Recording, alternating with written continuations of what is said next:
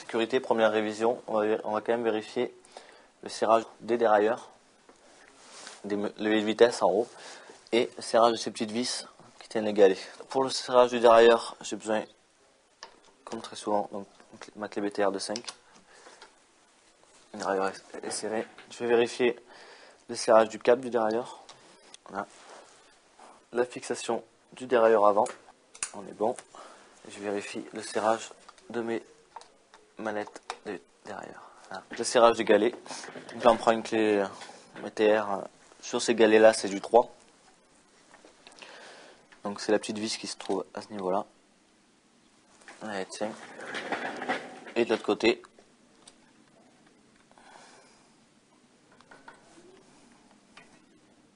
on va procéder à la tension des rayons. Une fois que la roue est partie, c'est-à-dire partie, si une fois qu'elle a trop de voile, on la récupère pas. En fait, c'est un nerf à l'intérieur de la roue. Si le nerf est vrillé, est parti, on récupérera jamais la roue. On a des rayons plats, donc j'ai besoin d'une clé avec des empreintes plates, plusieurs épaisseurs, suivant les roues. Cette clé-là sert à tenir mon rayon, vu que c'est un rayon plat, faut pas qu'il vrille. Et cette clé-là sert à attraper les coups. Alors pour tendre mes rayons, je vais partir du rayon qui est de suite après la valve.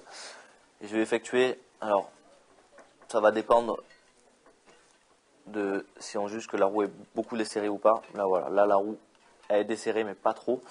Donc pour une première révision, je vais effectuer on va dire un demi-tour, même un quart de tour de tension à chaque rayon.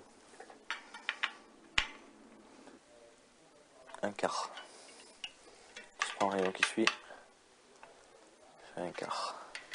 Donc en fait, tendre les rayons, ça élimine le voile de la roue. Sur une première révision, on retend tous les rayons de la roue, parce qu'on sait que ça bouge.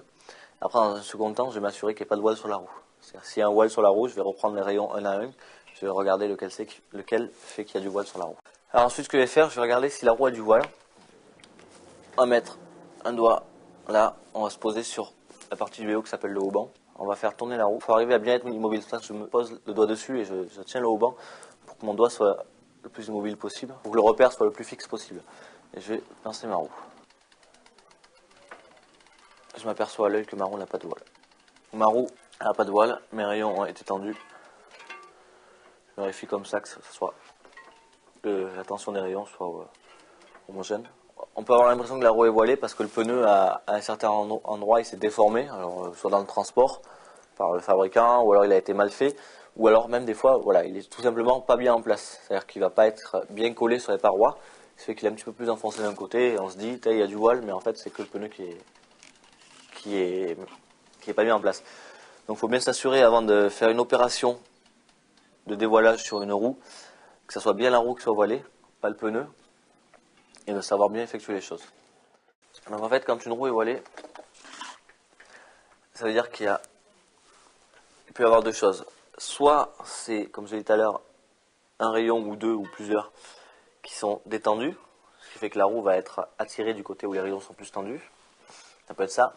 Ce qui peut se passer aussi, c'est que la roue a pris un coup, un caillou ou une marche, n'importe quoi, et ça a tordu le cerclage. Donc si c'est un souci de tension de rayon, c'est-à-dire qu'en ayant le doigt à ce niveau-là, on va se rendre compte qu'à un moment, la roue va soit venir s'appuyer plus sur le doigt, sur le repère, soit s'écarter plus. Il faut retendre les rayons gauche. Ou alors détendre les rayons droit. Si la roue est trop vers la gauche, c'est l'inverse. Il faut tendre à droite ou détendre à gauche. Voilà. Le dévoilage d'une roue, c'est une opération qui ne s'apprend pas du jour au lendemain juste en écoutant un cours. C'est une vraie opération de mécanique. Donc si on n'est pas sûr de nous, faut mieux éviter d'essayer de dévoiler. Donc voilà, maintenant que le vélo est au sol, on va vérifier 2-3 petites choses. Déjà, on va commencer par vérifier qu'il n'y ait pas de jeu dans les roues. On prend le vélo fermement au niveau du tube de selle ou du top tube et on vérifie comme ça qu'il n'y ait pas de jeu latéral. Voilà. On fait pareil au niveau de la roue avant.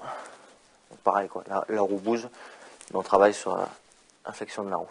Ce qui arrive souvent sur les vélos, c'est que le vélo prenne du jeu au niveau de la douille de direction. Faut savoir que là on a des roulements en bas et en haut.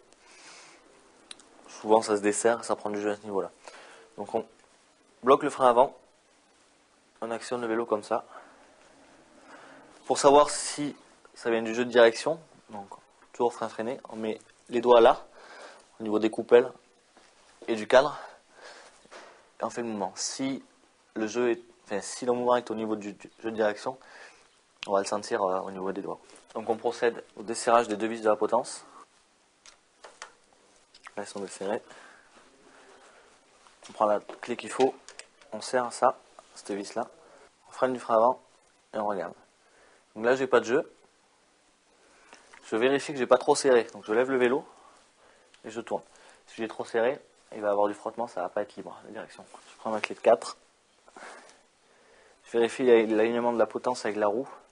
On va la serrer, on va se rendre compte que c'est bien réglé ou mal réglé, l'alignement, une fois qu'on est sur le vélo, qu'on part rouler. Donc voilà, là je resserre. Je prends ma clé de dynamométrie de 4, coupe de serrage minimum 8. Je vais progressivement, je serre un petit peu celle-là, je prends celle du dessous.